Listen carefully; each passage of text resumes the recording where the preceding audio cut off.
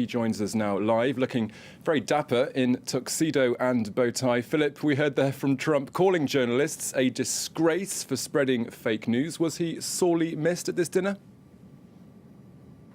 Well, you'd like to have the president along. The president is invited every single time to the White House Correspondents Association dinner and tends to accept that invitation. As you saw from the two different clips there, this is a confrontational relationship right now, a very unhealthy one, where you have even dueling events, one in Washington, one 100 miles away in Pennsylvania. But what you heard there from Jeff Mason, the head of the Correspondents Association, that's pretty much the right tone, I think, right now.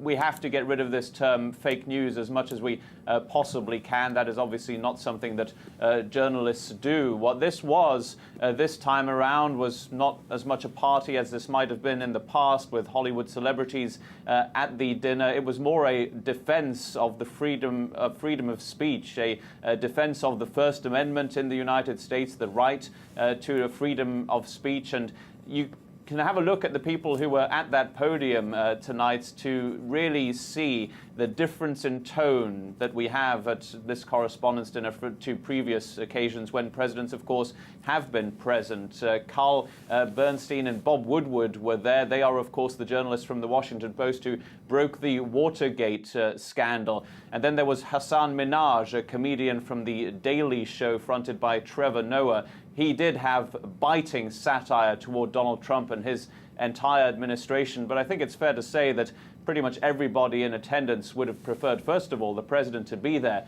and for this to be a relationship that is not quite as confrontational as it is right now between the press and Donald Trump. And Philip, when he wasn't criticising the media, how else did Donald Trump mark this first 100 days in office?